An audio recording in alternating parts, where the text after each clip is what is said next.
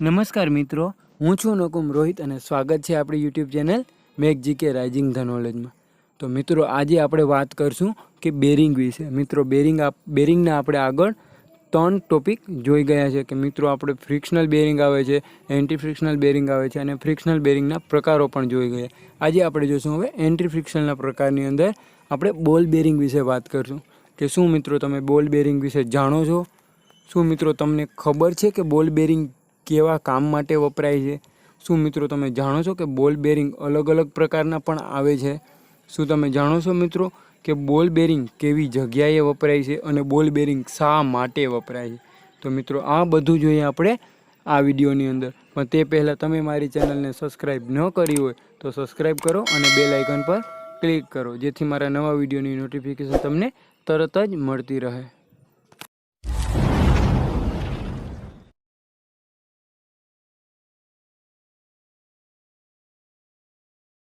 તો મિત્રો આપણે આગળ વધીએ બોલ બેરિંગના ટોપિક ઉપર. પણ તે પહેલાં મિત્રો તમે આ બોલ બેરિંગનો વિડીયો જોયા પહેલાં મારા આગળના 3 વિડીયો જોઈ લેજો.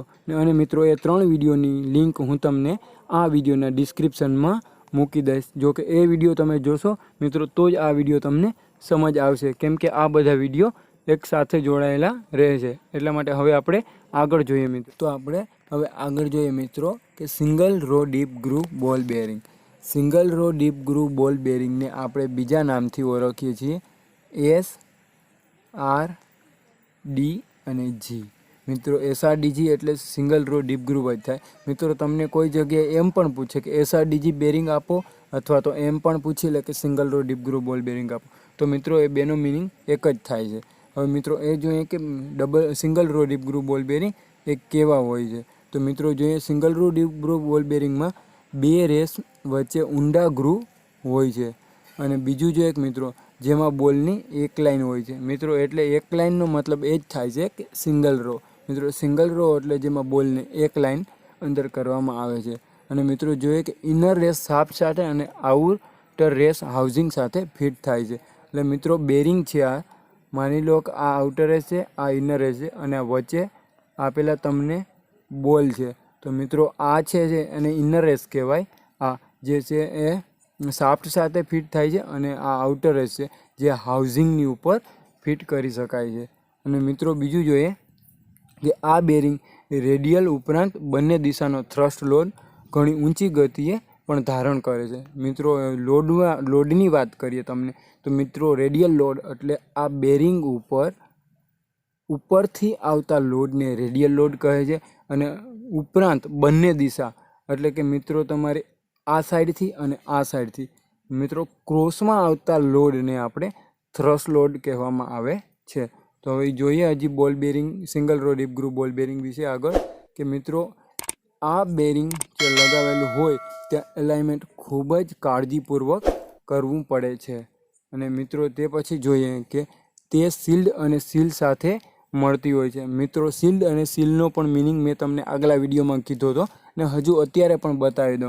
મિત્રો શિલ્ડ એટલે જે મેટલની બનાવેલી આવે છે અને જે બેરિંગના રોલર અથવા બોલને સીલ કરે છે તેને શિલ્ડ કહે છે. અને જે સીલ છે તે રબરની હોય છે. મતલબ બંનેનું કામ સીલિંગ કરવાનું જ છે, પણ જે શિલ્ડ છે તે મેટલની હોય છે અને સીલ છે તે રબરની હોય છે. તો હવે મિત્રો બીજું જોઈએ કે પરિણામે કચરો લાગતો નથી અને લુબ્રિકેશન જળવાઈ રહે છે. મિત્રો કચરો ક્યારે ન લાગે કે જ્યારે આમાં શિલ્ડ અને સીલ લગાવેલું હોય છે. એટલે મિત્રો બંને બાજુથી તમારું બેરિંગ પેક રહે છે, એટલા માટે તેમાં કચરો પણ નથી લાગતો અને લુબ્રિકેશન કન્ટિન્યુઅસ જળવાઈ રહે છે. હવે તે પછી આગળ જોઈએ મિત્રો આપણે કે single row deep groove ball bearing એટલે કે તેનું આપણે ડ્રોઈંગ પણ તમને બતાવી દીધું છે. મિત્રો જે પ્રમાણે તમને કીધું હતું કે આ એની ઇનર રેસ છે અને અહીંયા શાફ્ટિંગ આવે છે અને અહીંયા ઉપર હાઉસિંગ ફિટ થાય છે. અને મિત્રો તમને બતાવ્યા પ્રમાણે જે આમાં બતાવે છે આ બોલ છે અને આ ઇનર રેસ અને આઉટર રેસ પણ તમને ડ્રોઈંગમાં બતાવેલું છે. તો મિત્રો આગળ જોઈએ હવે કે double row deep groove ball bearing. આ બોલ બેરિંગનો બીજો પ્રકાર છે. મિત્રો ડબલ રૂને આપણે DRDGથી પણ ઓળખાય છે. DRDG એટલે કે ડબલ રો ડીપ ગ્રુવ. મિત્રો double row deep groove ball bearing એ એ પણ 2 રેસ વચ્ચે ઊંડા ગ્રુવમાં જ હોય છે, જેમાં બોલની 2 લાઈનો કરવામાં આવે છે. મિત્રો તેના નામ પ્રમાણે જ કે ડબલ રો એટલે બેરિંગની સાથે એને 2 લાઈન બનાવવામાં આવે છે જે રોલરમાં. અને આ બેરિંગ બંને તરફ રેડિયલ અને એક્સિયલ લોડ સમાવી શકે છે. મિત્રો રેડિયલ લોડ એટલે કે તમને કીધું એ પ્રમાણે ઉપરથી જે આવતો હોય તેને રેડિયલ લોડ કહે છે, અને એક્સિયલ લોડ જે આપણે સાઈડમાંથી આવતો હોય એ લોડ મતલબ કે તમારી બેરિંગની સામેની દિશાથી આવતા લોડને એક્સિયલ લોડ પણ કહે છે. તો મિત્રો જોઈએ આગળ કે તેમાં પણ એલાઇનમેન્ટ ખૂબ જ કાળજીપૂર્વક કરવું પડે છે. અને મિત્રો બંને બેરિંગમાં સીલ અને શિલ્ડ એક સાથે અથવા બંને તરફ હોય છે. મિત્રો એટલે કે એક સાથે એટલે કે મતલબ કે મિત્રો તમારી બેરિંગની ગમે એક સાઈડ જે આપણી બેરિંગ બહારની સાઈડ રહેતું હોય તે સાઈડ સીલ અને શિલ્ડ અમુક લગાવવાની જરૂર હોય છે, જે કે અંદરની સાઈડ ઓલરેડી તે પેક જ હોય છે. એટલા માટે એક તરફ પણ આપણે લગાવી શકીએ છીએ. અને જો એક તરફ સીલ હોય તો ફિટિંગ કાળજીપૂર્વક કરવું પડે છે, કારણ કે મિત્રો સામેની સાઈડમાં કચરો કે જે ખરાબ કન્ટામિનેશન એની અંદર ન જાય તેના માટે ખૂબ કાળજીપૂર્વક ફિટિંગ કરવું પડે છે. અને મિત્રો જોઈ શકો છો તમે કે double row deep groove ball bearing કઈ એરેન્જમેન્ટથી એ ગોઠવેલા હોય છે અને કઈ રીતે તેને ફિટ કરેલા હોય છે, જે રોની લાઈન 2 પણ કરવામાં આવે છે. તો હવે આગળ જોઈએ આપણે કે બોલ બેરિંગનો પ્રકાર સેલ્ફ એલાઇનિંગ બોલ બેરિંગ. મિત્રો સેલ્ફ એલાઇનિંગ બોલ બેરિંગ છે એ માઉન્ટિંગની ખામી અથવા શાફ્ટ બેન્ડ કે ફાઉન્ડેશનની ખામી વગેરેને કારણે પેદા થતું મિસએલાઇનમેન્ટ જાતે જ એલાઇન કરી લે છે. એટલે મિત્રો સેલ્ફ એલાઇનિંગ બોલ બેરિંગનું મતલબ કે તે પોતાની મેળે કે પોતાની જાતે તે થોડું ઘણું મિસએલાઇનમેન્ટ મતલબ કે તે ફાઉન્ડેશન ખરાબ હોય અથવા તો તેની શાફ્ટ બેન્ડ થઈ ગઈ અથવા તો તેને આપણે ફિટિંગ કરવામાં, માઉન્ટિંગ એટલે ફિટ કરવું, ફિટિંગ કરવામાં પણ કંઈ પ્રોબ્લેમ રહી ગયો હોય તો આ બેરિંગ એટલે કે સેલ્ફ એલાઇનિંગ બોલ બેરિંગ એની મેળે જ એલાઇન કરી લે છે. તે પછી આગળ જોઈએ મિત્રો કે આ બેરિંગ ફક્ત ઇનર રેસમાં બોલની 2 હાર હોય છે. મિત્રો કે એની ઇનર રેસ એટલે જે આપણે શાફ્ટ ઉપર ફિટ કરવામાં આવે છે એ રેસની ઉપર બોલની 2 હાર બનાવેલી હોય છે અને તેની સપાટી ઉપર આઉટર રેસ સરક્યા કરે છે. હવે તે પછી આગળ જોઈએ કે આ બેરિંગ એટલે કે સેલ્ફ એલાઇનિંગ બેરિંગ છે હાઈ સ્પીડ અને હાઈ એક્યુરેસી સંજોગોમાં વપરાય છે. એટલે કે વધારે ગતિ અને વધારે ચોકસાઈ, એક્યુરેસી એટલે ખૂબ જ ચોકસાઈથી કરેલું કામ એ માટે વપરાય છે. તે માટે રેડિયલ લોડ તથા પ્રમાણસરના બંને દિશાના થ્રસ્ટ લોડ. હજુ એકવાર બતાવી દઉં મિત્રો કે રેડિયલ લોડ તો તમને ખબર જ હવે પડી ગઈ હશે કે ઉપરથી આવતો લોડ અને બંને દિશાના થ્રસ્ટ લોડ. થ્રસ્ટ એટલે જે ક્રોસથી આવતા લોડને થ્રસ્ટ લોડ કહે છે. તો મિત્રો ટેપર બોર સાથે પણ બનાવવામાં આવે છે કે જે આ સેલ્ફ એલાઇનિંગ બોલ બેરિંગની આઈડી હોય તેનો આઈડી હોય તે ટેપર પણ હોઈ શકે એવું પણ બેરિંગ બનાવે છે, જે ટેપર સ્લીવ, લોકનટ અને લોક વોશર વડે ફિટ થાય છે. મિત્રો જે બેરિંગમાં ટેપર બોર હોય તે બેરિંગમાં કમ્પલસરી તેની સ્લીવ નાખવામાં આવે છે, કારણ કે શાફ્ટ ક્યારેય ટેપર હોય નહીં. એટલે કે સ્લીવ ઉપર તમે લોક કરવા માટે તમે એની ટેપર સ્લીવ મંગાવવી જ પડે છે. અને મિત્રો આ ડ્રોઈંગમાં તમે જોઈ શકો છો કે આને આપણે સ્લીવ કહીએ છીએ. આ સ્લીવ છે, આ લોક વોશર છે અને આ લોક નટ છે. મિત્રો આ સ્લીવ છે એ બેરિંગની આઈડીમાં લાગે છે. મતલબ કે મિત્રો આ બેરિંગની સ્લીવ છે, સ્લીવ પણ ટેપર હોય છે અને બેરિંગની આઈડી પણ ટેપર હોય છે, જે આઈડીની અંદર આ સ્લીવ ઘૂસે છે. અને મિત્રો આ તમે જોઈ શકો છો કે આ સ્લીવમાં વચ્ચે જે આ ગ્રુવ છે, આ ગ્રુવ તેની અંદર આ લોક વોશરનો જે પિન છે એ આપણે વચ્ચે ફિટ કરવા માટે દીધું છે, જેના લીધે કે લોક નટ આપણી પાછી આગે પાછળ ફરી ન જાય અને એક જગ્યાએ લોક થઈ શકે, તેના માટે આપણે લોક વોશર પણ વાપરીએ છીએ. હવે આગળ જોઈએ મિત્રો સેલ્ફ એલાઇનિંગ બોલ બેરિંગ, જે તમને કહેતો હતો કે લોડ વિશે, એ આ રેડિયલ લોડ છે અને આ એક્સિયલ લોડ છે અને આ કમ્બાઇન્ડ એટલે બધી સાઈડથી, બંને સાઈડથી આવતો લોડ છે. તો મિત્રો હવે આગળ જોઈએ આપણે બોલ બેરિંગનો એક પ્રકાર કે સિંગલ રો એન્ગ્યુલર કોન્ટેક્ટ બોલ બેરિંગ. મિત્રો આ બેરિંગ છે તે બોલના રેસમાં 40 અંશના ખૂણે ફિટ કરવામાં આવે છે. અને મિત્રો આ બેરિંગ છે એ ભારે એક્સિયલ લોડ. ભારે એક્સિયલ એટલે જે સાઈડમાંથી આવતા લોડને એક્સિયલ લોડ કહે છે, જે વધુ માત્રામાં ભારે લોડ લઈ શકે છે અને એક તરફનો રેડિયલ લોડ પણ લઈ શકે છે. તો મિત્રો હવે આગળ જોઈએ બીજું કે મિસએલાઇનમેન્ટથી તે નુકસાન પામે છે. મિત્રો આમાં ખૂબ અગત્ય અને કાળજી રાખીને એલાઇનમેન્ટ કરવું પડે છે. ને મિત્રો તે જો મિસએલાઇનમેન્ટ થાય તો તે બેરિંગ નુકસાન પામે છે અને તરત જ ઇનર રેસ ઠીક થઈ જાય છે. તે પછી જોઈએ મિત્રો કે તે ફેસ સાઈડ અને જે તરફ ઇનર રેસ પાતળી છે તેને બેક સાઈડ કહે છે. એટલે મિત્રો આ બેરિંગ ફિટિંગ માટે ફેસ ટુ ફેસ અને બેક ટુ બેક પણ ફિટ કરી શકાય છે. તેના માટે આ કીધું છે, પણ તેના માટે હું તમને આગળ કહી કે કઈ રીતે ફેસ ટુ ફેસ થાય છે અને કઈ રીતે બેક ટુ બેક અને ટેન્ડમ 3 રીતે આપણે બેરિંગ પણ ફિટ કરી શકીએ છીએ મિત્રો. તો તેનું વિશે હું આગળ કહી, પણ આ બેરિંગ વિશે તમે એટલું સમજી લો કે તે ફેસ સાઈડ અને બેક સાઈડ 2 રીતે ફિટ કરી શકાય છે. હવે આગળ જોઈએ મિત્રો કે આ બેરિંગ છે કે સિંગલ રો એન્ગ્યુલર કોન્ટેક્ટ બોલ બેરિંગ, તે ખોટી દિશામાં બેરિંગ ફિટ થાય તો બેરિંગને નુકસાન થઈ જાય છે. મતલબ કે મિત્રો જેને લગાડવાનું હોય કે જે લોડ આવતો હોય, જે લોડની દિશા સિવાય આપણે બીજી દિશામાં આ બેરિંગ ફિટ કરી દઈએ તો આ બેરિંગ જલ્દી નુકસાન પામે છે તથા એ પૂરું કાર્યરત રહેતું નથી. મિત્રો આગળ જોઈએ કે યોગ્ય ક્લિયરન્સ સ્થિર કરી તે મશીનમાં ફિટ કરાય છે.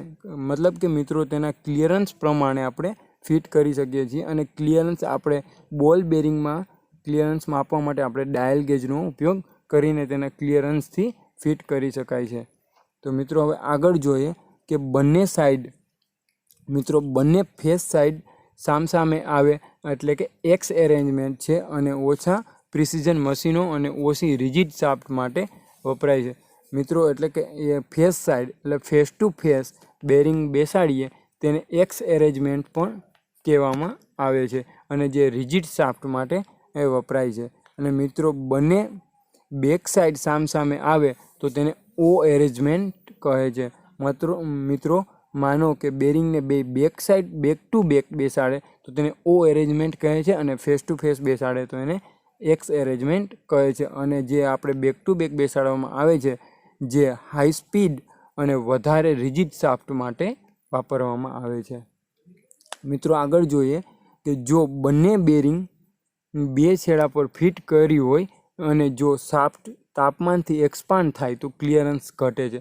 એટલે મિત્રો બેરિંગને આપણે ટેમ્પરેચરમાં આવે એટલે મિત્રો તે એક્સપાન્ડ થાય જ છે અને એક્સપાન્ડ થવાથી મિત્રો તેનો ક્લિયરન્સ ઘટી જ જાય છે. કેમ કે મિત્રો જે ક્લિયરન્સ હોય એક્સપાન્ડ થવાથી તે મોટું થાય છે. એટલે કે એક્સપાન્ડ થવાથી આ બે બેરિંગ વચ્ચે જે જગ્યા હોય એ એક્સપાન્ડ થાય એટલે જગ્યા ઘટે, એનાથી ક્લિયરન્સ પણ ઘટી જાય અને તે ક્લિયરન્સ ઘટે છે જે મશીનમાં ખામી લાવે છે અને સમયે બંને બેરિંગ શાફ્ટના એક જ છેડા તરફ ફિટ કરવી પડે છે. એટલા માટે મિત્રો કે જે એક્સપાન્ડના લીધે એક બેરિંગ ફિટ કરીએ તો તે બેરિંગ પણ નુકસાન પામી જાય છે અને વધારે ખામી આવી જાય છે. તેના માટે એક છેડામાં એક જ તરફ 2 બેરિંગ ફિટ કરવા પડે છે, જેને જોડી તરીકે માઉન્ટિંગ કરે છે એટલે એને પેર પણ કહેવામાં આવે છે.